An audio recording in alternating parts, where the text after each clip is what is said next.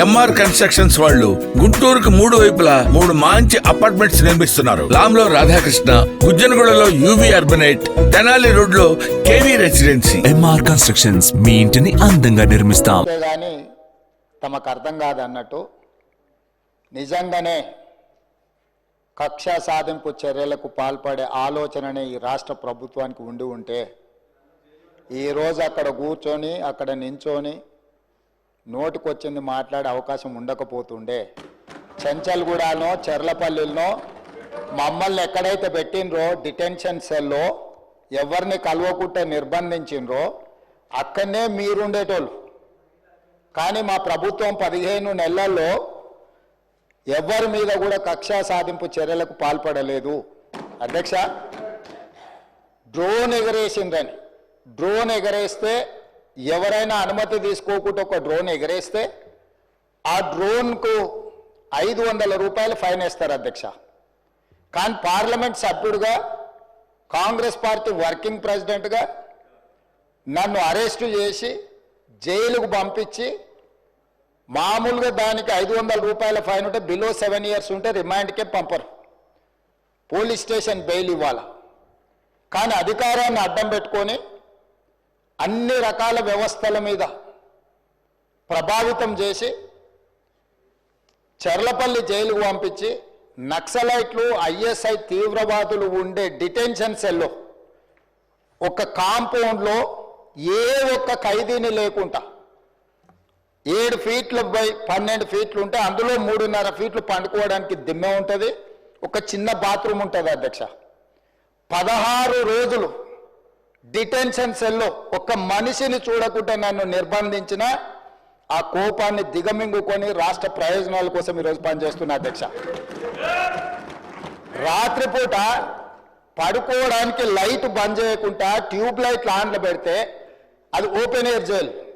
ఇంతింతలో బల్లులు 7 ఫీట్లలో 3.5 ఫీట్లు దిమ్మ ఉంటే దిమ్మ మీద పడుకుంటే ఇంకొక 3.5 ఫీట్లు గ్యాప్ ఉంటుంది. లైట్లు బంద్ చేయకుండా లైట్లు ఓపెన్ పెడితే అధ్యక్ష ఇంతింతలో బల్లులు 20-30 పైన ట్యూబ్ లైట్ ముందు పురుగులు తిరుగుతుంటే అది ఓపెన్ ఎయిర్ జైలు కాబట్టి పురుగులు వస్తే పురుగులను తినడానికి బల్లులు పరిగెత్తుతుంటే ఏ ఒక్క రోజు రాత్రి కూడా పడుకోకుండా మేల్కతో కూర్చున్న అధ్యక్ష. బయట కానిస్టేబుల్ లైట్ బంద్ చేయవా పడుకుంటా అంటే లేదు సార్ పైనుంచి ఆదేశాలు ఉన్నాయి, ఆ ట్యూబ్ లైట్లు బంద్ చేస్తే మీరు పడుకుంటారు కాబట్టి ట్యూబ్ లైట్లు ఆన్లోనే పెట్టమని. ఆ ట్యూబ్ లైట్ స్విచ్ బయట ఉంటుంది అధ్యక్ష, లోపల ఉండదు. ఆ చిన్న బాత్రూమ్ చిన్నది, కూర్చుంటే బయటకు కనిపించేటట్లు ఉంటుంది అధ్యక్ష. ఒకసారి నేను ఎమ్మెల్యేల హోమ్ కూడా నా దగ్గర ఉంది కదా, ఎమ్మెల్యేలను నేను తీసుకెళ్తా, మంత్రులను తీసుకెళ్తా. ఏ జైల్లో ఐఎస్ఐ తీవ్రవాదులను కరడుగట్టిన నక్సలైట్లను బంధిస్తారో పార్లమెంట్ సభ్యుని నన్ను 16 రోజులు అందులో బంధిస్తే 16 రోజులు రాత్రిపూట ఏ ఒక్క రోజు పడుకోలేదు అధ్యక్ష. పొద్దున పూట బయటకు వదిలినప్పుడు 6 గంటలకు వచ్చి ఖైదీలను బయటకు వదులుతారు కదా అధ్యక్ష. బయట ఒక చెట్టు ఉంటే 16 రోజులు పొద్దున పూట చెట్టు కింద పడుకున్న అధ్యక్ష. అయినా నేను కోపం ప్రదర్శించలే. ఇవన్నీ కూడా దేవుడు అనేటోడు ఉంటాడు, చూస్తాడు, అంతకు 4 ఇంతలు అనుభవిస్తారని నేను అనుకున్నా. సరిగ్గా నేను ప్రమాణ స్వీకారం చేసే రోజే నా మీద కక్ష సాధించిన వాళ్ళని దేవుడే చూపించి దావకంలో షరీక్ చేపించిండు అధ్యక్ష. నేను ఎవరిని ఏం అనాల్సిన పని లేదు. మొదటిసారి నన్ను జైల్లో ఎన్ని రోజులు పెట్టినరో వాళ్ళకి తెలుసు. నా బిడ్డ లగ్గం ఉంటే కూడా లగ్గానికి ఇంటరిం బెయిల్ 2 గంటలు పోయి లగ్గం చూడడానికి కూడా అభ్యంతరం పెట్టి ఢిల్లీ నుంచి న్యాయవాదులను తీసుకొచ్చి ఇక్కడ వాదించి ఆయన బిడ్డ లగ్గపత్రిక రాసుకోవడానికి కూడా వెళ్ళడానికి వీల్లేదు అని చెప్పి కోర్టులో వాదించిన వాదనలు అక్కడ ఉన్నాయి అధ్యక్ష. కోర్టు నాకు కండిషనల్ బెయిల్ ఇచ్చింది అధ్యక్ష. చెర్లపల్లి జైలు నుంచి ఎన్కన్వెన్షన్ ఫంక్షన్ హాల్కి పోయి నా బిడ్డ లగ్గపత్రిక రాసుకొని అక్కడి నుంచి సీదా మళ్ళీ చెర్లపల్లి జైలుకు పోయిన అధ్యక్ష. రాజకీయ కక్ష సాధింపు మీద నాదా? నా బిడ్డ లగ్గానికే పోకుంటే నన్ను అడ్డుకున్నా ఎవరికైనా అధ్యక్ష, మన పిల్లల కంటే మనకి ఏముంటుంది అధ్యక్ష ఈ భూమి మీద? నా బిడ్డ లగ్గానికి లగ్గపత్రిక రాసుకోవడానికి కూడా అడ్డుకుంటే కూడా నేను మిమ్మల్ని ఏమనలే. నేను పార్లమెంట్ సభ్యుడిగా ఉంటే, పార్టీ వర్కింగ్ ప్రెసిడెంట్గా ఉంటే ఎవరో జర్నలిస్టు డ్రోన్ ఎగరేసి వాళ్ళ విలాసవంతమైన బంగ్లాల వివరాలు తీసుకొచ్చి నాకు అందిస్తే వాటిని పత్రికలకు విడుదల చేసిన పాపానికి నన్ను అక్రమ కేసులు పెట్టి అదే చెర్లపల్లి జైల్లో డిటెన్షన్ సెల్లో పెట్టారు అధ్యక్ష. 16 రోజులు నిద్రలేని రాత్రులు గడిపిన పార్లమెంట్ సభ్యుడిగా, పార్టీ వర్కింగ్ ప్రెసిడెంట్గా అయినా నేను కక్ష చూపించలేదు అధ్యక్ష.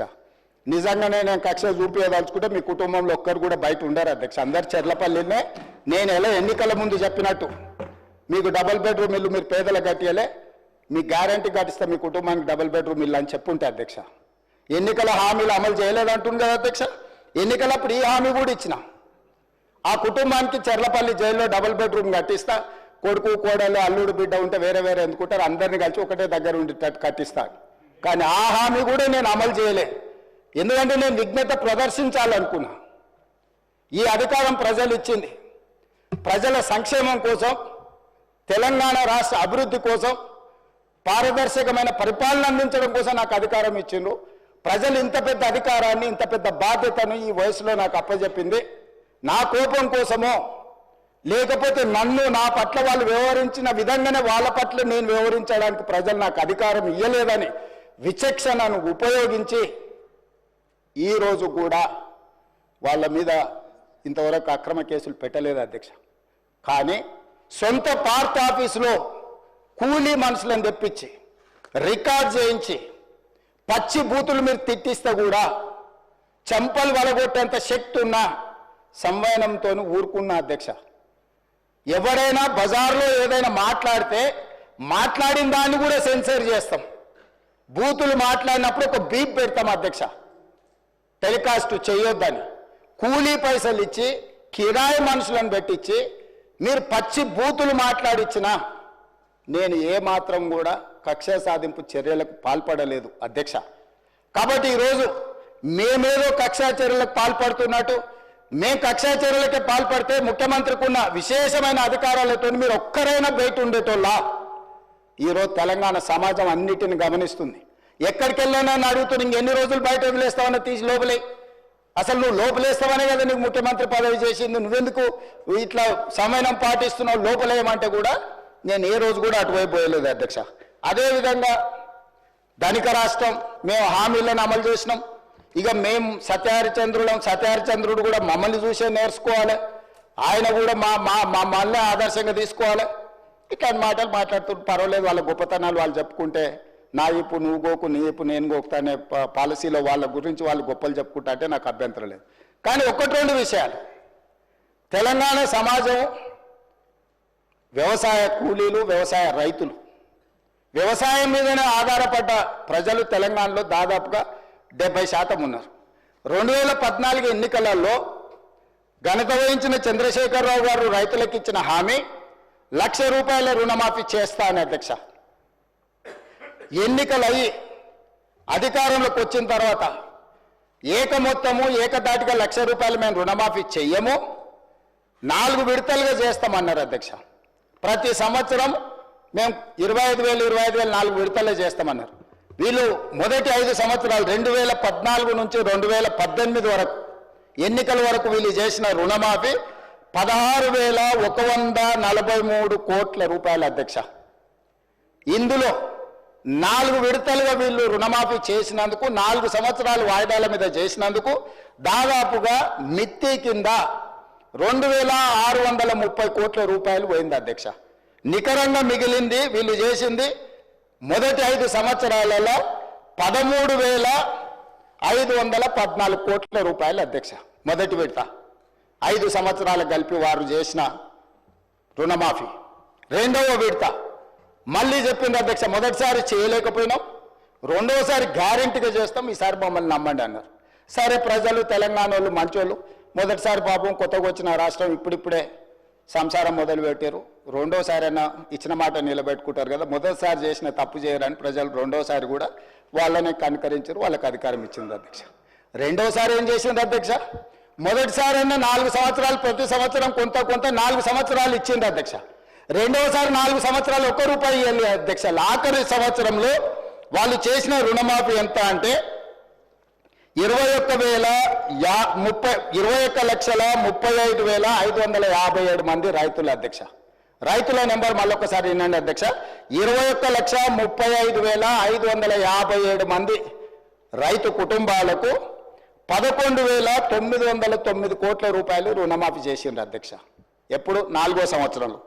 ఈ 11,909 కోట్ల రూపాయల రుణమాఫీలో మిత్తి కింద 8,515 కోట్ల రూపాయలు పోయింది అధ్యక్ష. కొండ నాలుకకు మందేస్తే ఉన్న నాలుక ఊడిపోయిందని వీళ్ళు 11,909 కోట్ల రూపాయలు రెండవ విడత 4 సంవత్సరాల తర్వాత రుణమాఫీ చేస్తే 4 ఏళ్ళు వీళ్ళు సున్నా రుణమాఫీ చేసినందుకు మిత్తి కింద 8,515 కోట్ల రూపాయలు పోయింది అధ్యక్ష. రెండు కలిపి 10 సంవత్సరాల వాళ్ళ పరిపాలనలో 2 సార్లు అధికారాన్ని ప్రజలు వాళ్ళకు అప్పచెప్తే రెండోసారి 3,394 కోట్లు, మొదటిసారి చేసిన రుణమాఫీ 2 కలిపితే 10 సంవత్సరాలలో 16,908 కోట్ల రూపాయలు వాళ్ళు రుణమాఫీ చేసిండ్రు అధ్యక్ష. 10 సంవత్సరాలు. మొదటిసారి 1,00,000, రెండోసారి 1,00,000. మొదటిసారి విడతల వారిగా, రెండోసారి 4వ సంవత్సరంలో చేసిన రుణమాఫీ 16,908 కోట్ల రూపాయలు అధ్యక్ష వాళ్ళు చేసింది. ఇక నన్ను అడుగుతున్నారు, నువ్వు ఎన్నికలలో హామీ ఇచ్చినావు కదా, నువ్వు చేసినావా చేయలేదని. నేను అది కూడా చెప్తా అధ్యక్ష.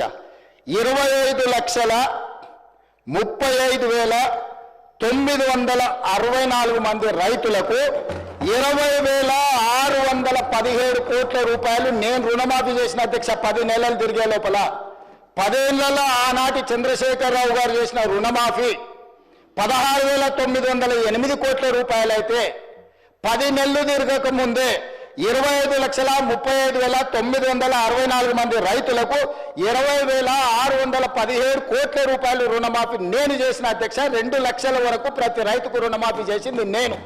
ఇవాళ తమరి ద్వారా వారిని అడుగుతున్న అధ్యక్ష, నేను 10 ఏళ్లలో మీరు చేసింది ఏంది, 10 నెలల్లో నేను చేసింది ఏంది?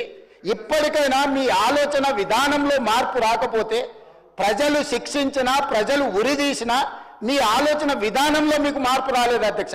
అదేవిధంగా వాళ్ళు రైతు బంధు గురించి చెప్తారు అధ్యక్ష. రైతు బంధు వాళ్ళు ఎన్నికల ముందల ఎగనామ పెట్టి ఎలక్షన్ కోడ్ను అడ్డం పెట్టి పారిపోయినారు అధ్యక్ష. పారిపోతే ఎన్నికల కోడ్ను అడ్డం పెట్టుకొని ప్రజలకు పంగనామం పెట్టి పారిపోతే ఎన్నికల తర్వాత డిసెంబర్ 7, 2023 నాడు నేను అధికారం చేపట్టిన తర్వాత వాళ్ళు ఎగ్గొట్టిన